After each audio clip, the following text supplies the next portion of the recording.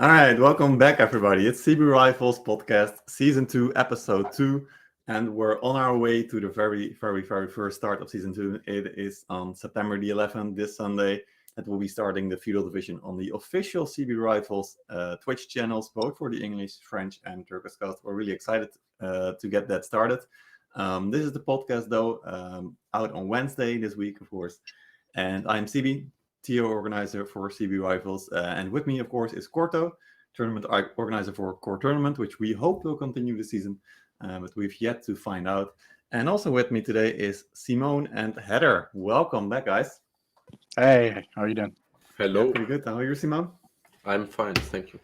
All right, good to have you back. You were here last season as well for the tier list, so because of the massive support from the community, we just had to get you back and do the tier list for Feudal Division again.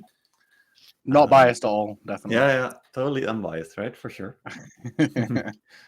Jokes aside, though, welcome back, guys. It's good to have you here. And also, Heather, most people probably know it, but you are now a caster for CB Rivals. You'll be casting with me at least this Sunday, and maybe for many more games, hopefully, to come as well. So that'll be a fun thing we can talk about today. We'll start with introducing you guys again, talk about what you're doing for CB Rivals, like the upcoming season. Then we go into the tier list, and then we'll talk about the matches for this Sunday because they will be hype as well. Simone, I just want to start with you. What are your plans for this CB Rivals, actually? You were with Heather and the team, of course, last time we spoke, but what is it now for you? Like in the end of the last season, I finished in Blame Elias, and for this season I switched to Surf Slayer, and I will play this season in Surf Slayer. Oh, nice. All right. Do you think you've got a good chance this season? Like last time, Surf Slayer was second, of course. Now, I noticed they added some players. You joined, Kublai joined as well. He was Turkish caster before, so Surf Slayer definitely made some changes, right? Yes, and I'm pretty sure we are going to win this season.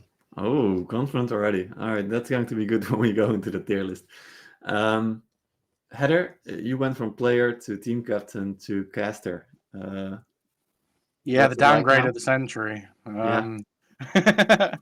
I was less in Jet when you last spoke to me, I think, on the podcast, and I tried my own team, which ended up in a big nuclear explosion.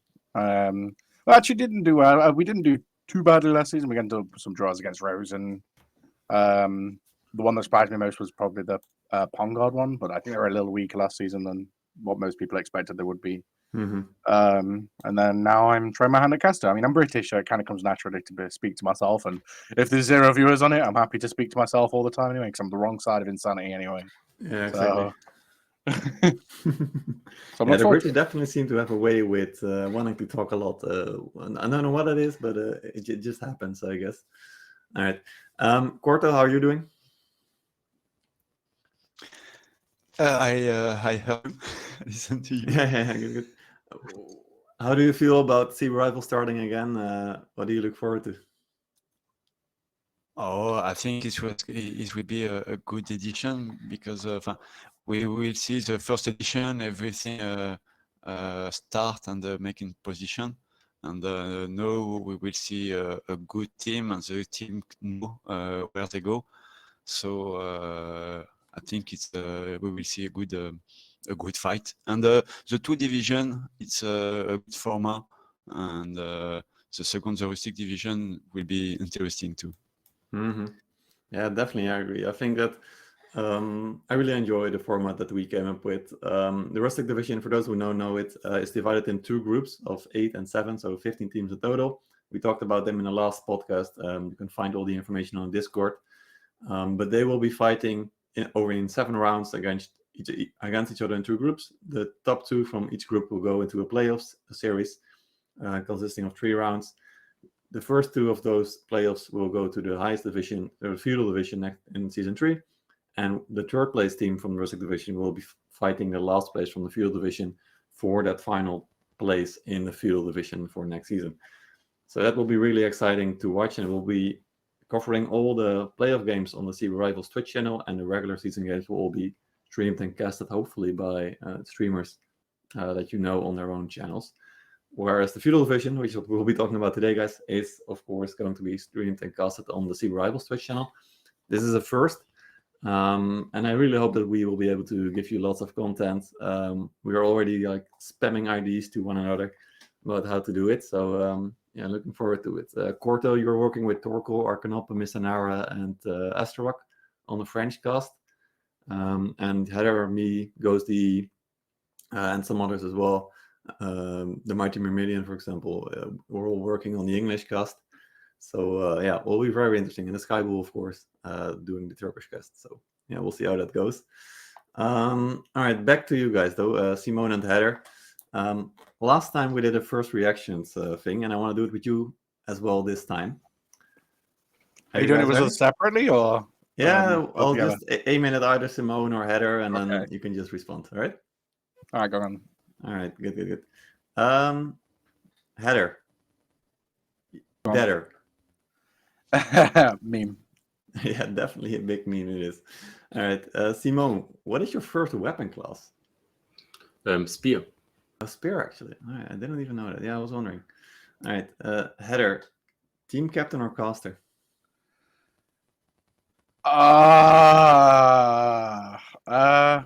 Well, I failed as a captain, so maybe I do well as a caster. Who knows? Yeah, who knows? We'll see. All right, Simone, then because you said you were going to win the season, what do you think about plebs? Overrated. Overrated. All right. Shots fired, guys. Get ready for this season because it's going to be lit. All right, good. All right, guys. Let's not delay this any longer. Should we go to the tier list?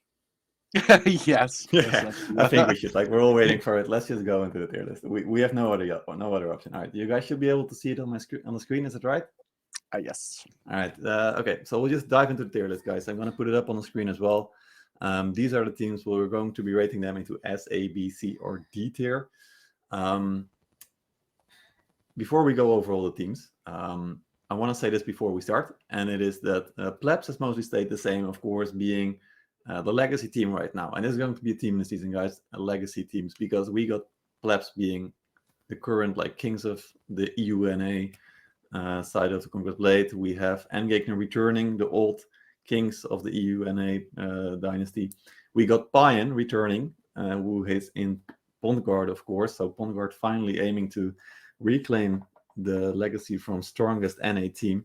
But there's definitely some teams that want to contest those like top teams on our tournaments. So those teams are the ones that we will be looking closely at to see if they can be beaten by all the other ones. But so Payan is returning. We got Arcanautus joining the Feudal division. We got Odin's Legion joining the Feudal division from the Rustek. We got Kebabs joining the Feudal division. Kebabs, a really good team, guys. They have also been playing in the Asia competition together with Plebs and Jacked Ultras, and Kebabs almost made it through to the playoff series. So they're definitely a really strong team. Of course, we have no Beaches, we have Surf Slayer, and we have Slavs, who all played in the Feudal division last season. So we know a lot about those teams. And another thing that we know is that all teams, every single team has been swimming like a lot, tons of amount of games. So the level is going to be really high. All right, that's it from me, guys. I'm going to shut up for a little bit. Corto, what team would you like to start with ranking them into the tier list? And we're just going to get everyone's opinion, and then we'll decide where we put them. Oh, for the first team, I think Pleb for the hegemony and the legacy, like you say. Pleb is S tier. All right. So you want to start with Plebs being S tier. I guess it should be the easiest, right? Simone and Heather, No. what do you say about Plebs? No. All right. So, all right. My hot take last season wasn't very good, but I actually kind of want to join Plebs with Surf Slayers, if that's okay, because I think they go hand in hand. And the reason I would personally like to pair them up is the fact that what I see from Surfs is a lot better from what I see with Plebs. I think Plebs are really stagnant. I think they're a lot more overconfident than other teams, and with Plebs, all they can do is lose, right? That's the only thing. Like, they're expected to win, but all they can do is lose. Yeah. whereas serfs have everything to gain from that. And I personally, my hot take this season is that I think serfs will scratch plebs to the season win this season. Very tempting, very tempting. Simone, you're obviously biased when it's about plebs and Surfslayer, but why do you think Surfslayer is going to at least be at the S tier and compete with plebs? I think Surfslayer is improving a bit more than plebs right now. And plebs is, like as Hedda said, overconfident at the moment. And I think a lot of teams are really motivated and try to focus to beat plebs in this season. So I think plebs won't win a third time in a row this season. Interesting. So I have two of you, Simone and Heather, who are obviously biased, already saying that Surfslayer is going to beat plebs. Corto, I think you have probably maybe a little bit of a different opinion. As for me, I agree that plebs and Surfslayer should probably both be in the S tier. Even just on the fact that last season, Surfslayer actually tied against plebs, right? They were the only team taking a game off of plebs, if we all remember correctly, on Harbor City. The only reason that Surfslayer didn't get a chance to fight the tiebreaker against plebs is because Surfslayer also tied against No Beaches, which meant that they had less points. And that is how a league system works. You need to be consistent throughout the whole season, and plebs was just stronger in that. They won every single game, so that's why they were the Seabee Rivals champion last season, and they deserved that victory because they were so consistent. But I agree with you. I feel like Surfslayer is definitely on the way up.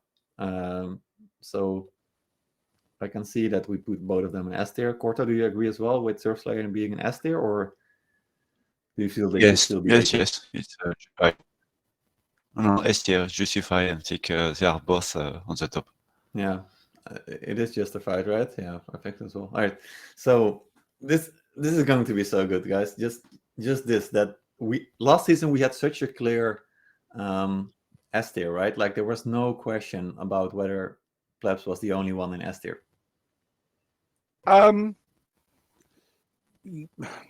Yes. I mean, if you remember, Surfslayer in season 0, they play shit. I'm not gonna lie. Like they played good They games, did play like trash. Yes. Yeah, they played. They also said it, like they were taking the season 0 not so seriously until closely to the end. And then so at season 1 we couldn't really expect anything from them. So plebs really were the only team who could be placed in S tier. But now we finally have another team, and we can probably compete with them. All right, then let's go to the other team that was also competing with them for a long time. No Beaches. Where do you guys rank them now? Because honestly, I don't really know, because they were really good last season, where they were also strong with the team or the players they had in the season 0, being with Eden mostly. But I haven't heard so much from them, and I've heard that a lot of teams are really improving a lot. So any ideas? I think they've got the stagnation problem, right?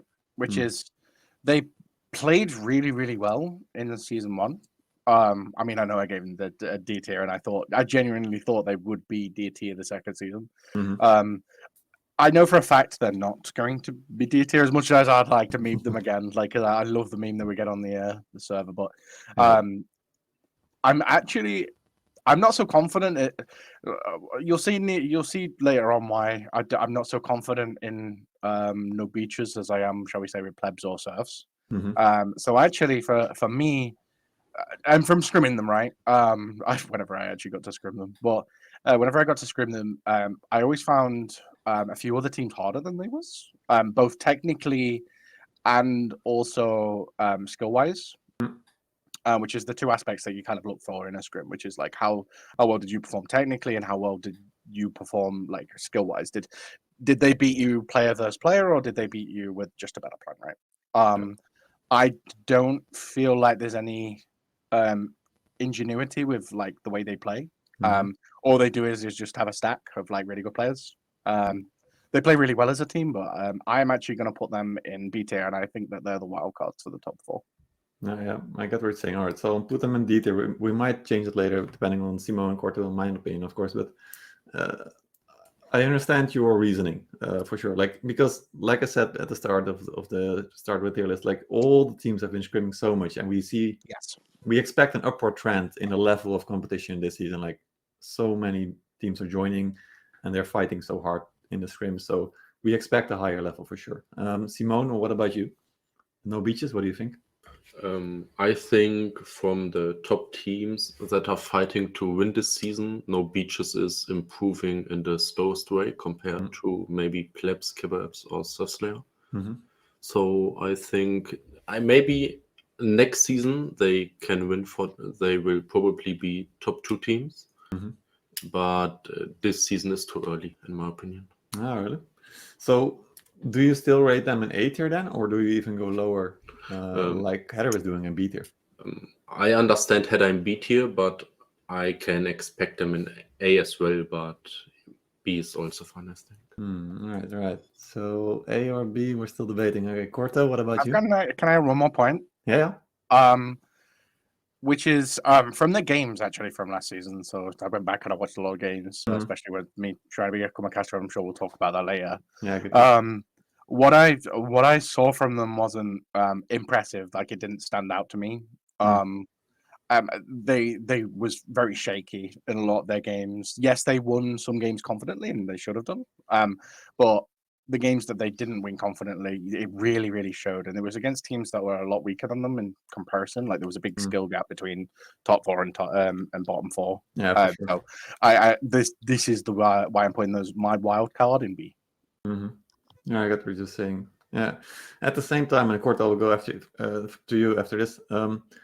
I feel like No Beaches was the only team that was able to upset Surfslayer, and actually by like creating a very, very good strategy. Like they told that he had a galaxy brain that game, basically, with the bans they did and the strategy they had for Hidden City, defending the A point. And they also did a similar thing against Slavs in the last round in Harbor City, where they literally bombed one siege tower that Slavs tried to go up on with Sakalian militia, musket bombs, javelins. It was such a creative way to play the game. And this is one of the reasons I feel like they are trying to find ways that is like challenging the standard way to approach a map. So I wonder if they still continue that in the scrims. Of course, I don't watch their scrims, so I don't know. And maybe they don't even show all of that in the scrims as well. But that is something that interests me about the team. All right, Corto, what about you? No Beaches, what do you think? For me, the Beaches it's a good team. They show a good thing, and they have an original strategy and a good player. And for me, it's the A tier. And but just we need to have the confirmation this season if they continue to be to have a new strategy for different map, and to show they can are strong in when they can't apply their strategy. Yeah, exactly. You know, where always the control of the game, it's okay, but we need to show. They need to show when they lose the control, what is the comportment. Yeah. But for me, it's A tier. It's a very good team. They improved also last season, and I think they show a good thing. Yeah, I agree. I definitely think we should put them in A tier. Heather, you're apparently B tier. Simone questioning, and Corto and me thinking A tier. So we're going to put them in A tier. That's soft. It's fair, right? I mean, it is fair. No questioning. Going from D tier to B tier to A tier, I mean, they're improving a lot. This tier list already. Imagine what can happen during the season. But Corto, you actually mentioned an interesting point, and then we'll go to the other teams, because we've been talking a lot about No Beaches now. But No Beaches, I really like what you said. No Beaches seem, the games that I talked about where they put up a surprising strategy was all on defense, and defense is very controllable, but the attack isn't generally. Like on the attack, you're more dependent on how, on certain maps at least, how the defender is going to set up. Am I saying it correctly? Yeah. So yeah, I wonder how good No Beaches adaptive capabilities are, but we'll see. All right, let's go to the other team. Simone, pick any team and we'll talk about it. Don't go boring. Maybe Kebabs. No, go ahead. Boring. Go ahead. No, Heather, you shut up for now. All right, Simone, go ahead. Yeah, Kebabs is new to the Feudal division and quite a new team, but they are really, really strong, and their roster is just insane. And yeah, in my opinion, they are A tier next to No Beaches. They're just top 4 team in this season. Yeah. All right. Interesting take already. And you said that someone particularly is really strong. Can you explain that? I mean, every single player in this team is a really good player individual, but also as a team, they are playing really good. They are scrimming a lot. They play a lot of crazy strategies. They try out a lot.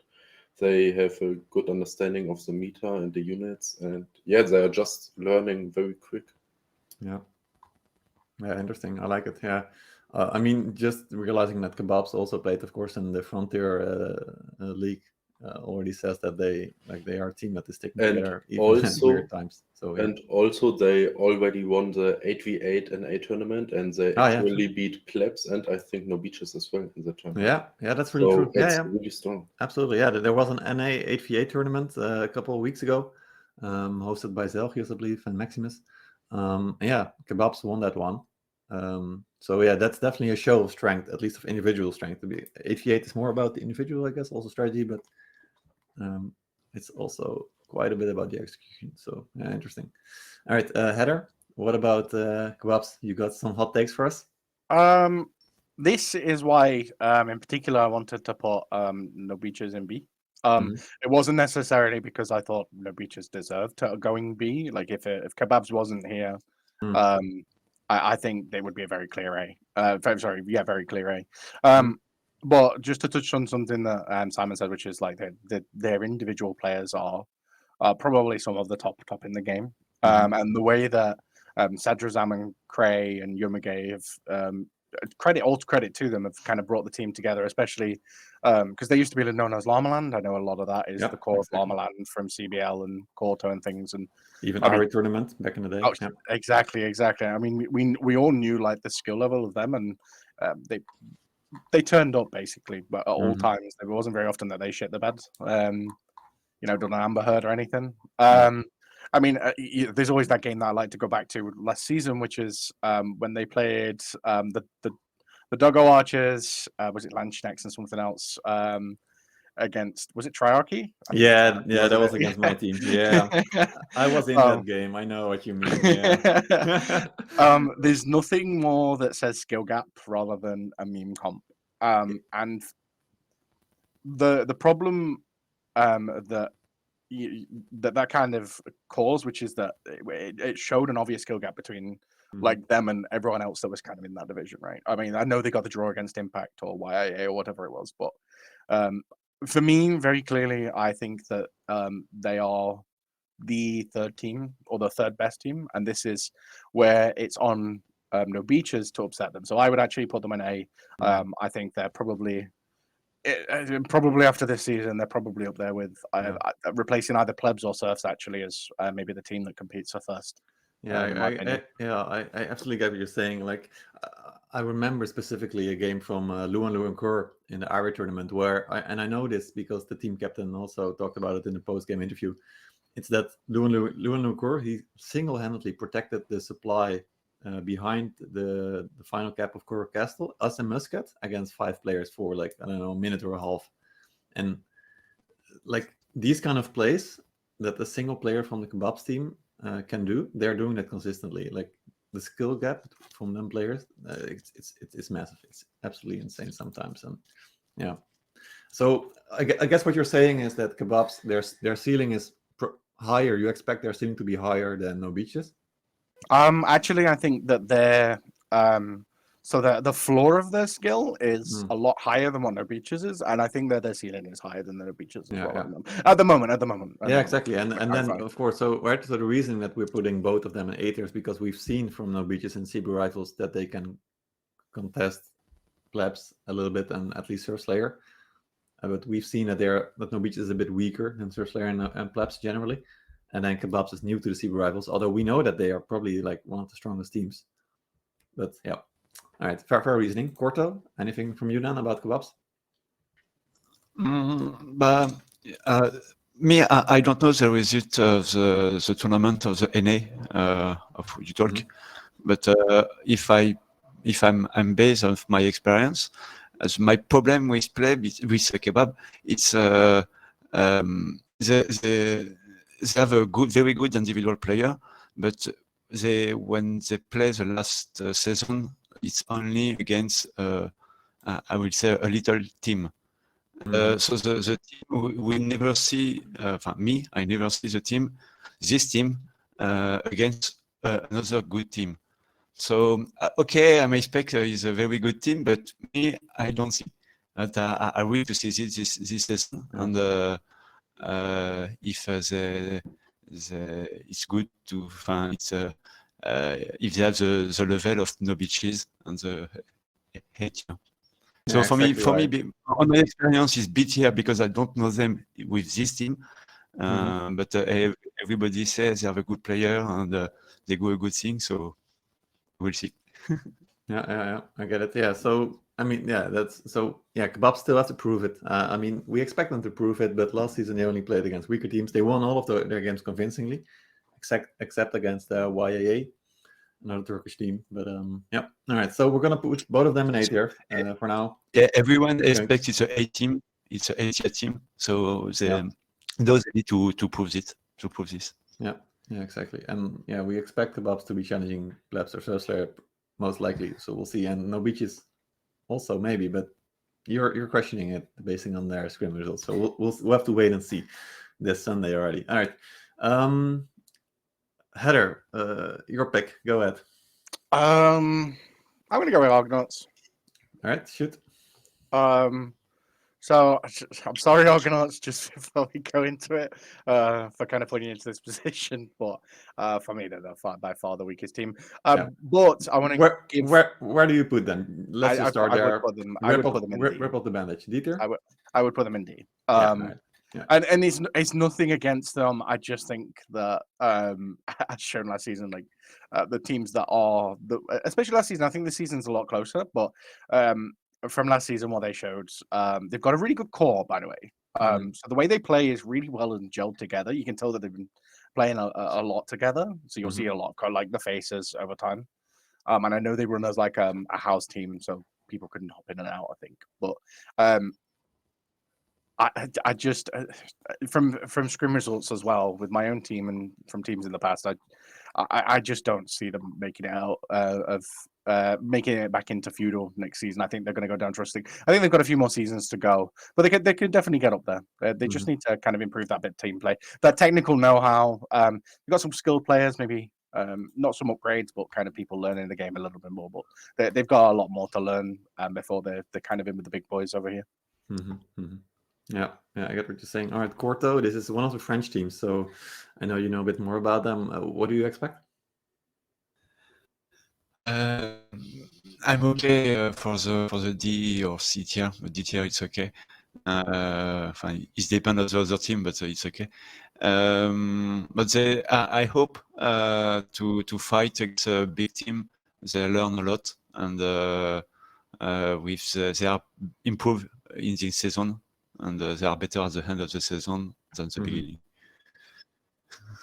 Yeah, absolutely. We're going to have to check out later what their schedule is, but I haven't checked it. That's why. But I hope for Argonauts that they face all the strong teams at the start and then the expected weaker teams at the end, so they could maybe build up a little bit and get some wins maybe at the end.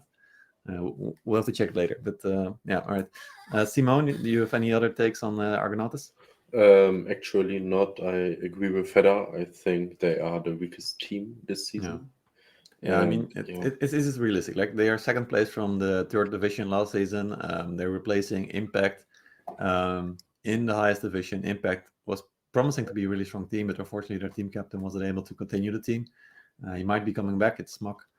We'll see. But Argonauts were happy to take up that spot, and that already shows like commitment to scrimming and playing a lot and wanting to improve. So I do expect them to improve even if they don't start strongly. So we'll have to wait and see, but for now, D tier for sure. All right. I'm gonna pick Pond Guard here because I don't want to have them picked last, and they are one of the teams I think we should be talking about the most, maybe. And they just might surprise us at the end of the season as well.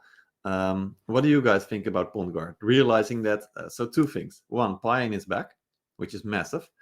But two, also 5 or about 5 of their core players also went to the other NA team with Oliver the Golden, Chocolate. Chocolate something. Chocolate Goblin stuff. Chocolate Goblin, yeah, exactly. I was thinking Chocolate Paladins, but it's Chocolate Goblin now. So they are losing some of their players, but they also got back Pyan, which is absolutely insane for the team. We know how big of an improvement Pyan is for the team. He's always been their leader. What do we expect from Pondguard then? Okay. I really like the way that Pondguard play. So their kind of whole plan is to fight as a 15-man or hold a position. And by the way, they're probably one of the best teams to hold a position. By the way, yeah, absolutely. It just is a nightmare. I've had that experience on Kurak and Jekt, and then I had that one in Slothblockers on Sun City. Like when they hold a position, they really know how to. You really need something special to kind of break that. So. For me, the Pyan effect isn't going to take effect this season. I think he needs to whip his players back into shape because I think a lot of players got lax, and also he lost a lot of his core members before, which is a massive part of why Pondguard worked, which is they had some of the best NA talent, right? Yeah. So for me, I think. If I was to go with what my feeling is, which is that there's a big gap between top 4 and top 3, I would put them in C. But they're the wild card to kind of go up to B, maybe make cause an upset or a draw against one of the big teams for me. Yeah, exactly. Yeah, so I think I'll have Simoon and Corto react first, but I think we're gonna have to compare Pondguard to the other 2 teams that we're gonna have to rank yet to find out if they are B or C tier. But Simoon, what about you? What do you think? What do you expect from Pondguard? With the changes that they will have? It's hard to predict, but I'm pretty sure they won't beat any of the top 4 teams at the moment. But I still think they can beat the other 3 teams, and they will end somewhere in the middle field, maybe B or high C tier. Somewhere in the middle for this season is my guess. Yeah, so definitely not D tier, but in between C and B, you're still debating then as well. Yeah. Yeah, great. Corto, what do you think? With Pondguard, the problem is the time of the match or the game for them. It's a difficulty to participate sometimes. But if they are invested in this competition, in this edition, I think they can be a B tier. B tier, yeah. I'm also tempted to put them in B tier. Like with what we've seen from them in the past also, and Heather, I really like your point about them being so strong at a certain defending a certain spot. You could especially see it in the season 0 final against Plebs when Pondguard played Plebs on La Grande Gloire, the capital map. That fight was absolutely insane. Like they were facing off on like it was almost like what do you call it, a Western standoff or something, where 2 teams just stand in front of each other and not pulling the trigger and just waiting on the other team to do it. They're so patiently and always looking to team fight really well. I actually do think that Pyan and also Dealer for Life, Critical, like some of their really veteran players are also returning. It's not just Pyan. So I think we should put them in B tier. What do you think? Like, so do you think? Okay, so we don't think they will beat the top 4, right? No. Yeah. Simoon, you also said because you also said it. So yeah, so definitely not A or S tier. Right? That's pretty clear. At least not for now. We definitely because they need for Pondguard to be in S or A tier. They need more practice. Just because they don't are invested in the last tournament, so they don't practice recently, and it's just for that. Yeah, for sure. And the good thing is that now with Chocolate, here I go again. Chocolate Goblins, is that which is a very strong NA team. I know that from hearing about the scrims, is that at least now they have some competition in NA, so we hope that really helps them to improve their scrim practice. But do we expect them to beat Odins and Slavs? Because that is really the question then. we can keep them in B for now, and then I think we should talk about that because I think they're a good 3-pair kind of thing. Those teams are like in a very similar bracket. Right. In my opinion, I don't know about the other two. Yeah, we'll see. All right, then. Simon, you want to talk about Odins or Slavs then? Maybe Slavs. Okay, go ahead. Where do you rate them? Let's start there first. It's really hard for me to predict it because I haven't seen them playing in the last time, but I'm pretty sure they are better than Argonauts. And they are improving a lot in the past 2 seasons, and maybe they can go up to B tier this season. But I'm not really sure if they can actually beat Pontgard or not, but maybe a draw, depending how good Pontgard is actually performing this season. But it's really hard to tell on these 3 teams. All right. So I'll leave them hanging still between B and C. Corto? So same. I don't really know the team, and I don't know if they are B or C tier. It's maybe C. Tricky, isn't it? Heather, what do you think? Okay, so these ones surprised me. Actually, so a little bit of background. They played the Polish tournament, or at least half of them did, I think, from what I remember. They wiped the floor with everybody, right? And they are an extremely good team. Like, they certainly deserve to be in the Feudal. The only problem I see is that when they win, or at least they come close to winning, they're one tricks. So they do. It's hard because they both contested by just brute force. Like, they won the team fights against some of the best teams. I mean, one of the best games I watched was them against Surf Slayers. I think it was season 0. Yeah. They really did cause some trouble for them. And then last season, I think one of the best matches was actually them against, I think, No Beaches. They played really well against No Beaches. I can't remember. I'll double check that later on. For me, these are just like the stable team that they're middle ground, right? They're not the worst team, they're not the best team. They're the ones that you kind of want to build a team around, like around the hypothesis. Vadblay's a really nice guy as well. I would have personally put them in B tier over Pontgard. All right. Yes. Or the question is the same level as Pontgard or under Pontgard is the question. Yeah, this is kind of this part of the tier list, I think, is the hardest, like the B and C tier between these 3 teams, right? Do we agree on this? All right, from experience then, for me, Slavs was always the harder person to practice against or play against.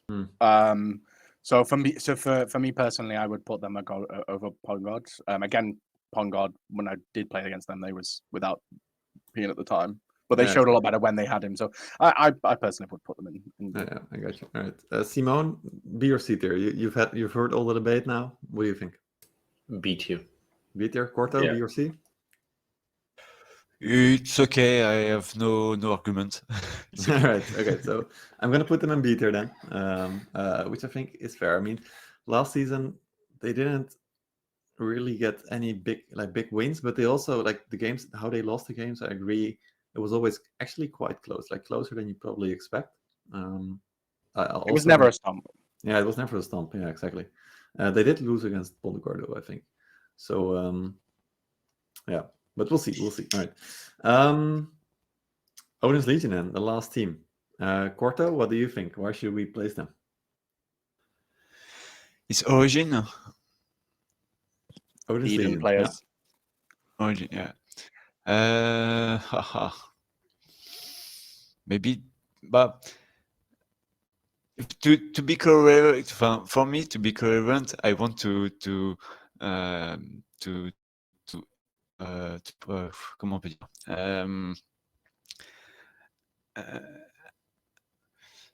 I will say maybe tier.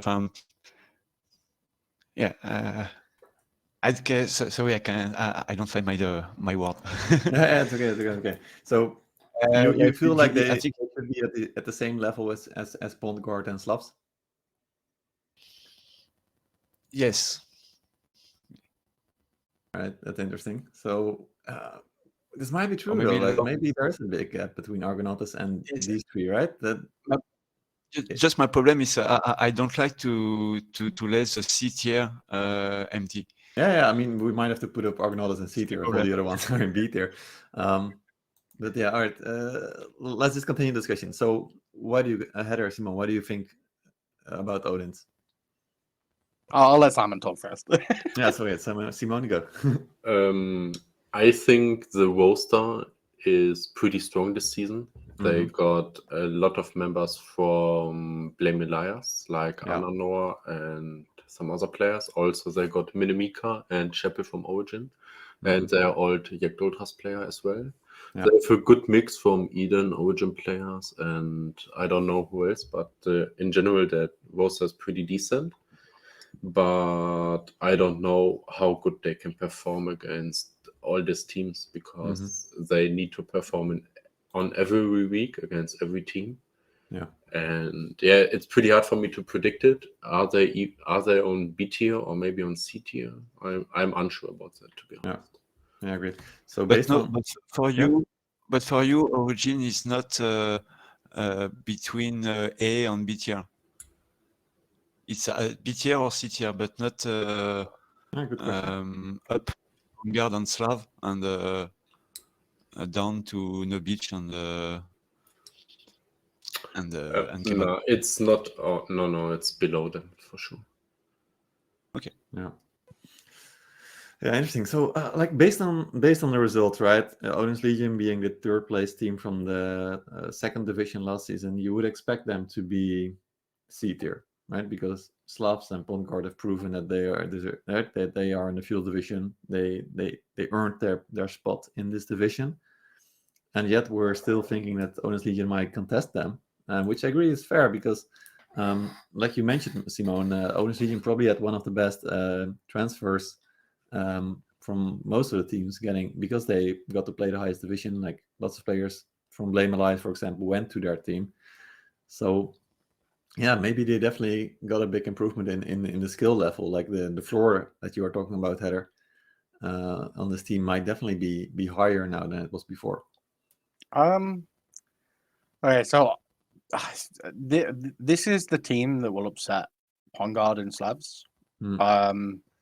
I personally have some friends over there, and they really enjoy it. It's actually a good environment to be in, and they do scrim consistently. And they all scrimmed last season. I think they had probably some of the hardest teams to face in Impact and Kebabs and in Rustic. I thought that was kind of an unfair showing of what their skill level is. So I have to go on kind of because I don't think it's fair to kind of go on the thing. Kebabs and Impact was by far the better team for me, but I think that from scrim results of my own team and the scrims that I have watched them in, they're not as good as Slavs. They're better than Argonauts. But they have the most room to grow. They actually could take if Pian fails in his project and Pongard or Slavs only play the way they played last season. They beat them. If not, then just from skill level and kind of like the way that they've run in the moment, it's C tier for me. Yeah, I get it. So then I'm gonna pose this question. So because the tier list is about what do we expect at the end of the season, kind of, right? It's not. It's also like based on the past, but also like our expectations for the whole season. So with Slavs and Pongard, we kind of know what we're getting, but with Odin's, I feel like we're saying that Odin's might grow more than these two teams relatively. Is that correct, Corto, Simon? Yes. Or do you feel like Pongard or Slavs will improve more than Odin's Legion?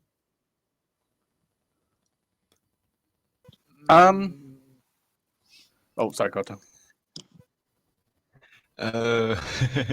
But for Pongard, it depends of the investment. And for Slav, they improve, but I don't know. I don't like this exercise.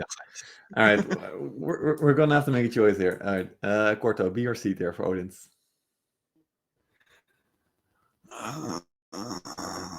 B. Okay, Heather, B or C? C. Simon, B or C? B.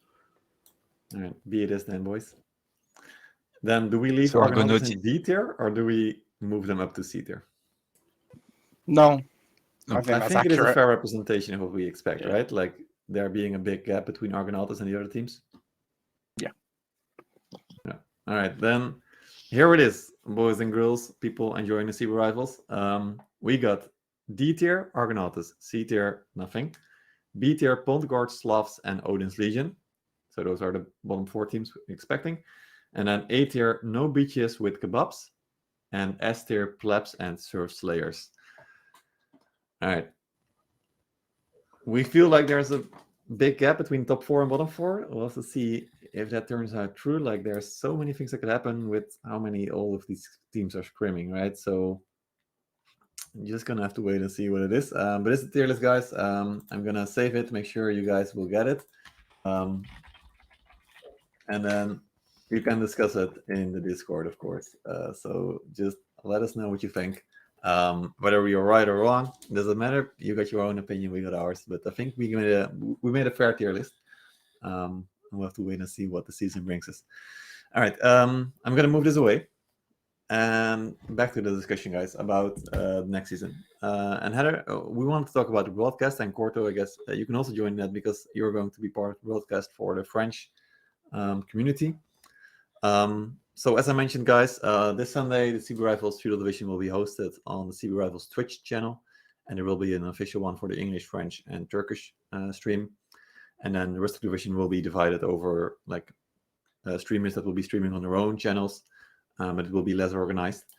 And then what we want to do with the Feudal Division is that we want to create more content for it, right? So we do a pre-game show. We want to do strategy videos. We want to do interviews with the players, the captains, content creators, all loads of stuff that we want to get in there just to make it more entertaining, make it more fun, more challenging.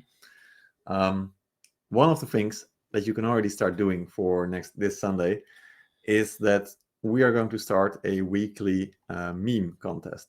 So if you can create good memes or bad memes, because they can also be good, you can start dropping the memes in the meme channel in the Seabee Rivals Discord, tag me or Heather, and we will pick out one of the best ones that we think are the best ones. We will put them to the vote, and then it will be shown on the Seabee Rivals broadcast if it's good enough or like salty enough.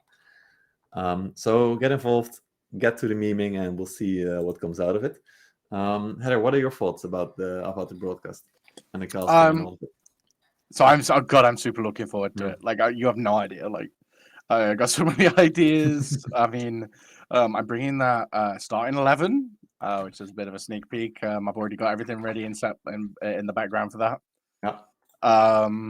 So hopefully that'll be a bit of fun. Hopefully people can kind of jump in on that. So it's not just going to be mine and CB's kind of, opinions on like what the top 15 would be. So if anyone's ever heard of that, it's where you kind of combine 2 teams or more together. So for instance, in the Premier League, you might say the starting of Liverpool of 11 and starting Chelsea 11, and you'd mix the roles up and things like that. So I want to do that for this, and there'll be specific roles. There'll be flamers, Falcos, shot callers, which could get really spicy, I'm hoping. Mm-hmm. And then also, but the rule is that we have to pick people from every top 4 team. So we've just included the top 4 teams for now, and then hopefully later on down the line, if there's maybe a new top 4, we can redo that again, right? So maybe Argonauts when they get second place, so Hearts are in second place halfway through the season, we'll just start 11 from Argonauts. But that's one thing I was looking forward to, and I'm hoping to bring my kind of a technical aspect to the game. A lot of streamers I think miss that. Especially from the last 2 seasons, I think it's rather broad. So I want to kind of narrow that down and talk to people about maps and strategies and kind of what makes a team and things like that. I want to kind of delve into that with everyone. Yeah, really good. Yeah, so I really enjoy it. Like we've been sharing so many ideas already about what we want to do with the broadcast. So that's really nice. And like you said, we want to make it a bit more like a real broadcast, more about also the strategy. But of course, guys, remember, any caster is welcome to join us and to co-cast any games with us. So you're probably going to see Mark of Guy, you're probably going to go see Susno or Nine Fingers or any of the other casters. They're all welcome to join and co-cast any games with us. So it's not exclusively for Heather or me or whatever else. Anyone is welcome to join it, but if streamers want to stream on their own channels, then they can, but they're going to have to do the Rustic Division because the Feudal Division will be on the official channels. So that's going to be how it is. Corto, what do you think about being on the French broadcast team? We will try to do a good setup like the English channel. We are a lot of caster, so I hope to find an organization to satisfy everyone. To have a different because we have different style of with different caster. Yeah. So and I hope the French community will be here. Yeah, absolutely. Yeah, so that's definitely a thing that we want to achieve, right? Like that the communities for both the French, the English, Turkish, and any other like community that is there, maybe the Polish. We know there's a big Polish community. I hope some of the Polish casters also want to do a Seabee Rivals Polish official channel for the Feudal Division. Maybe even the German or anyone else really. But yeah, we hope that those communities like come together, watch it all on the same channel, right? And then just create more hype for Conqueror's Blade as a whole. That would be absolutely amazing. Simoon, what do you think hearing all those ideas?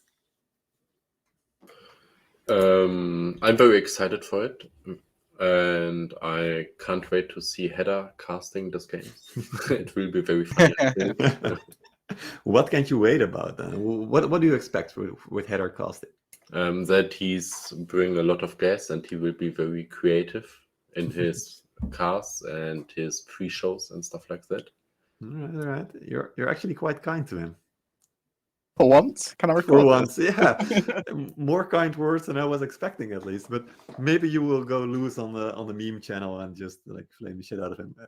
We'll see. All right, maybe. Yeah, nice. Thank you so much, I guess, for for saying those words about him. Maybe we can. Yeah, we can talk a little about a new setting of the spectator. Yeah, that's a good one. Yeah, go ahead, because you were the first to find out. Yes, and about the draw of the map. Yeah, go ahead. Please go. Oh, you want? Yeah, okay, fair enough. Yeah, so the spectator mode has changed. For those who don't know it yet, most team captains probably do, but when we are inside the match, we can now bring up the map and draw on it, kind of like you would do probably before your TWs. When you prepare a map, you can draw stuff on it and explain what is going on. So that's a really nice tool that is now added to the overview. And there's also lots of little improvements. So for example, we can see the unit logos when units are hiding behind buildings. So we know what units are where. Also, it's more clear now as a spectator to see what units are in the front line or in the middle or in the back. So it's easier to distinguish whether there is a front line with like Varangian or Imperial Shields and a Fort Braccio unit behind it and flames, or if there's like just flames and Shenji and nothing to protect them. So it will be much easier as a viewer and a caster to follow what's going on in the action. And then the only thing that's not perfect yet is the tab. Before we could press tab like you could do in your sieges, and you could see all the players with their units and the score, but now you can only see 5 players, and then it will rotate kind of randomly. But it does show you more clearly what unit is alive and what unit is not alive. So that is an improvement, but we kind of want to see all 15 players. So we're going to have to find some moderators and creators from the my.games and Conqueror's Blade part that will change that a little bit. But I think those are the main changes, right? Am I correct, Heather? Or Corto, am I missing anything? Yeah, it's okay.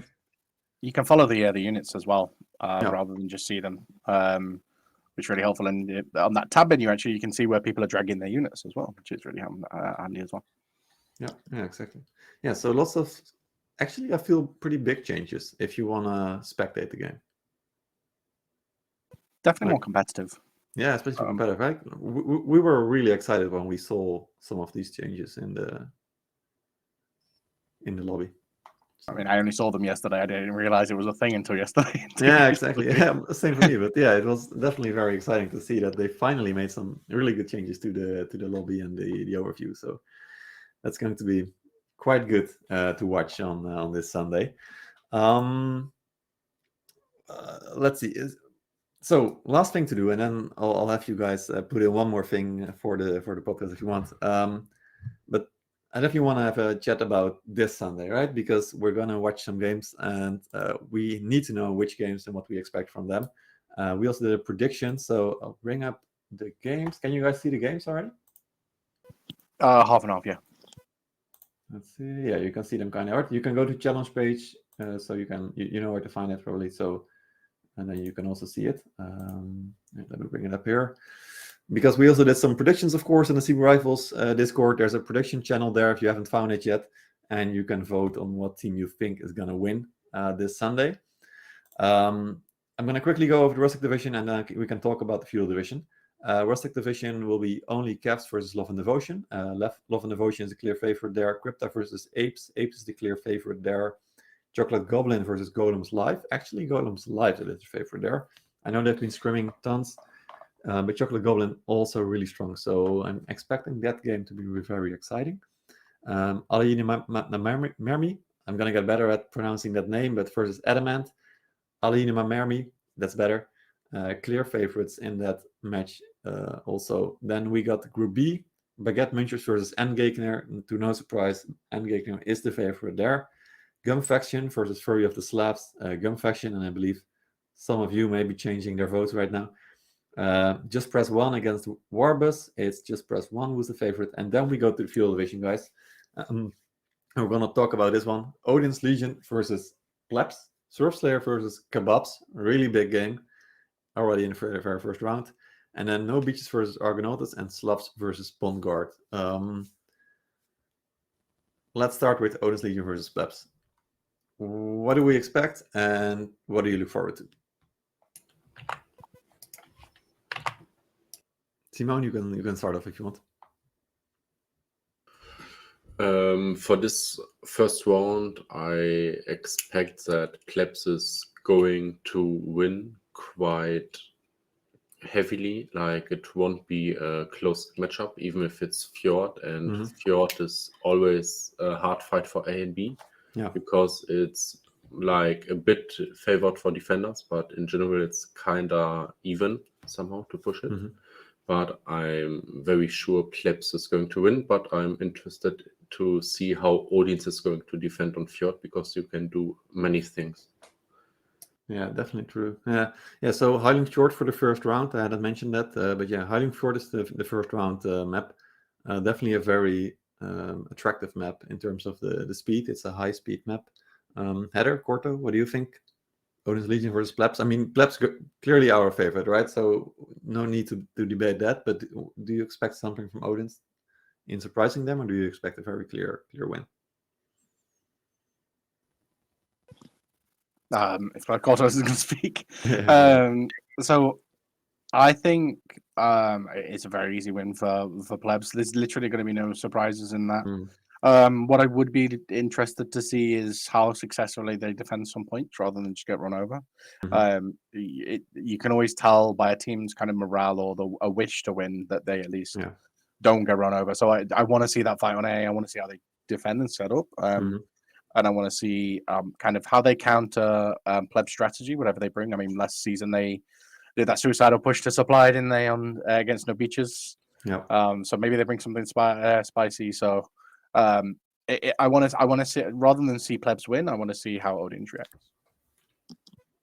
Yeah, definitely. Yeah, so I guess I agree with you. So the thing to look for the Odin's Legion will be that they don't just roll over and die, but we hope that they at least like really try to fight, and of course they will, but that they actually manage to maybe win a fight, not win a game maybe, but win a fight and show up like a strong performance against Plebs. That would already be a good show of life from them. All right, Surf Slayer versus Kebabs then. Corto, what do you expect? Because this is a really big game for both of these teams. Yeah, it's the same of what you say. This map need to have to to have a good fight. It's not a strategy with move or something like that. We know you need to fight on A or B, but it's often on A. And I think at this game play is better, so I think it will be 2-0. Yeah, for sure. And then what do you think about Surf Slayer and Kebabs? But so for me, it's a very good, interesting game match because Kebab will fight against a big team.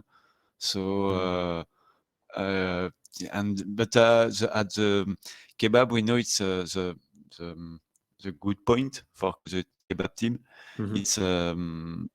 It's the attack to rush and always attack. They have a very aggressive gameplay.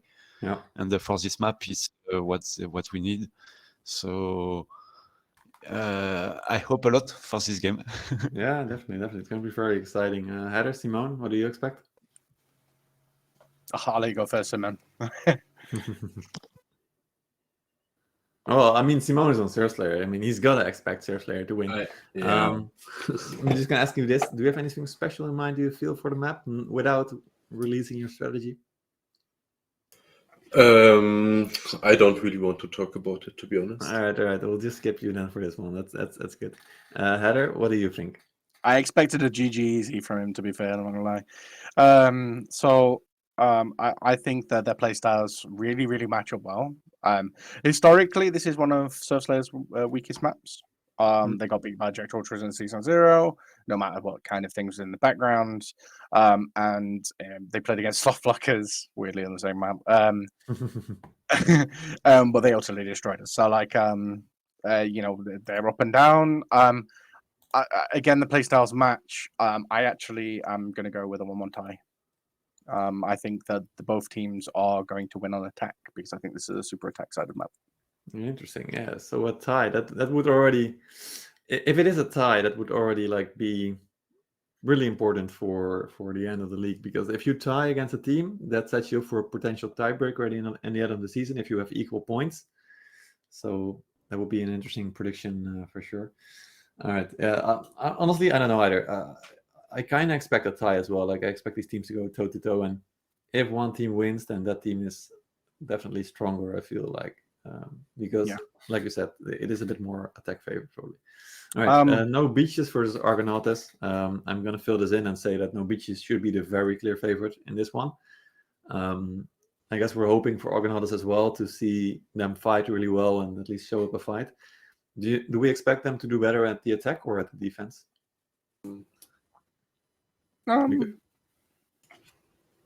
I think they will do better on the defense because it's pretty hard to get the A on the first push, even for No Beaches against Argonauts. Yeah. And if Argonauts is just rotating quick and is switching units a lot and fast, they can make it pretty close on A, but I don't expect No Beaches to lose on attack. Yeah, I get it. Yeah. For some reason, I always feel like a weaker team has an easier chance at defending a map, even if it's not defender favorite. But that's just my feeling. Corto, what do you think? I'm the same feeling like you. I hope they show a good defense on the A point or B point, and they don't do the mistake they do the last time they play on this map. Or at one moment they leave the point for 2 minutes. They leave. But just stay on and show. If they lose the fight, okay. But we know they are a little under. They are under. So lose the fight, okay. But just make a good strategy to defend. Yeah, just commit for A point, guys, on Argonautes, or B if it's B, but put up a good fight and show us that you want to win this match. All right, Slavs versus Bondguard. This is actually going to be quite a good match because this is the B tier fight. Already at the start of the season. Heather, you're gonna get to go first on this one because you skipped the other ones. What do you think? Slavs Bondguard at the start of the season, right? So yeah. This was the one like this one and the pretty much any match that kind of Surf Slayers or Kebabs are facing, like some of the top teams. I didn't want to see this just yet. I also didn't want to see this on Highland as well. I think that there were going to be better maps to kind of show these two teams' skill. This one's really, really exciting for me, and I don't know why, but I think it's going to decide that 5th place spot. It's going to decide that also the 6th place spot as well, because these two teams will be fighting for those 2 spaces just to try and stay out of relegation. And this early on, I think that's really exciting. I do think because of the Pian difficulty in normal circumstances, I think Pongard win this. But I'm not going to go boring here. I'm going to go for Slav 2-0. All right. Header Slavs 2-0. It's on the board. Simoon, what is your score for Slavs versus Pongard? Actually, I disagree with Header, and I think it will be 2-0 for Pongard, because I think they have way more experience on this map, and they will bring a better strategy, and they are more creative in playing around special units or maybe some crazy Kev strats or whatever. All right, interesting take. Thank you. Corto, what do you think?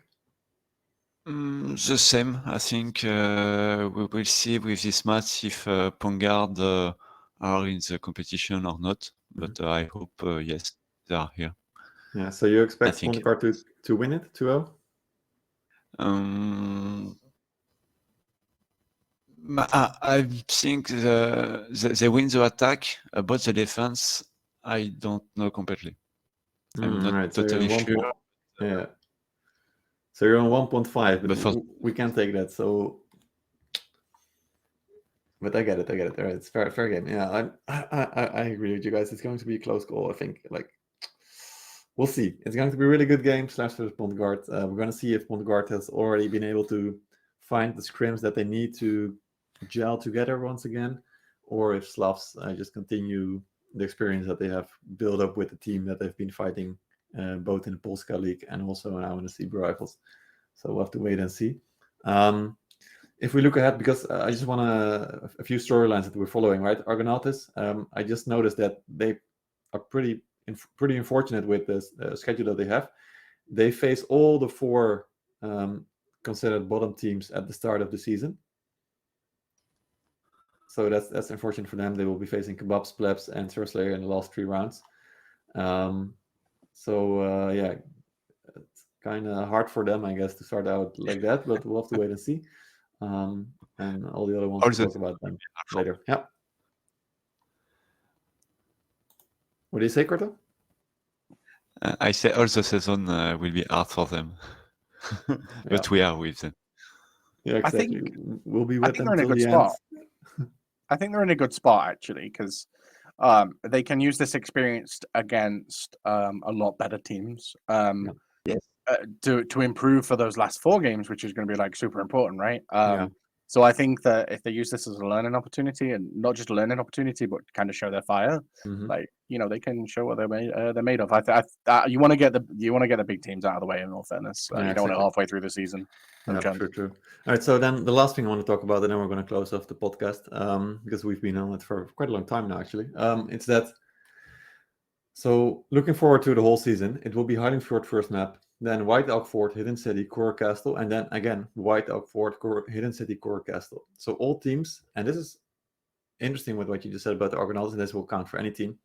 In round 2, 3, and 4, all teams will have played the map once, and then they will get to play it for the second time. So this means that if you know you are like a weaker team, maybe on paper, you can choose to fight for a tie, for example, and just get that 1 point. And especially if you're fighting for relegation, that will be very important. And we know that it is possible for teams to win defense or attack on a map that is attack or defense favored, right?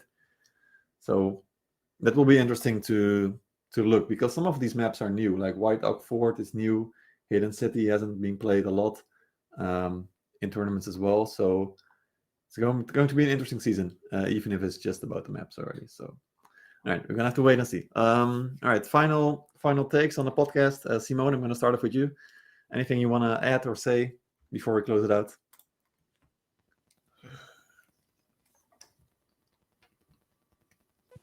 Simoon, you still with us?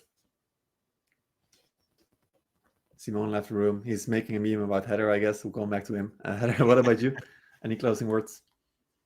I'm looking forward to next season. I'm looking forward to the new maps. And I'm looking forward to especially the strategy on this wild. You know, that one's going to be really interesting to go through. Tune into the streams, especially when I'm there, because you know you'll see my beautiful face. Exactly. Yeah, we're saving your face for Sunday, so everyone Yes. tune in on Sunday. You'll get to see Heather on his lazy couch, maybe. Corto, anything from you? I think it's nice to have the White Elk Folk map in the setup, because it's not the map setup for the for a tournament for another. We see it often. So it's interesting to have this map in the pool. Yeah, definitely. It's something that we try to do, right? Bring in new maps for the tournaments, make it more interesting. I know a lot of people want to see Walford, but we've seen that map so many times now. We need to change it up a little bit. So yeah, definitely true.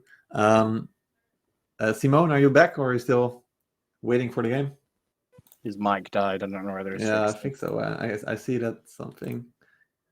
Oh, he got invited by Polderson. So I hope you come back to the game and you can accept his invite. All right. That's it, guys, from us. Thank you for joining the podcast. Next week, we will be having the Lamaland or the Kebabs guys over in the podcast. So I hope for them that they are in high spirits because they have beaten Surf Slayer, but we'll have to wait and see if they will be able to do so on this Sunday. We'll be back on Sunday with a pre-game show. There will be lots of content also coming up to it. We'll be showing match poster on Friday and way more to come. So make sure to be there. Go to the Discord if you haven't already. And show your support if you can through any of the caster streamers that is supporting the core tournament or the Sea Rifles, of course. And hope you enjoy your sieges. All right. Good luck, guys. Have fun and see you on Sunday.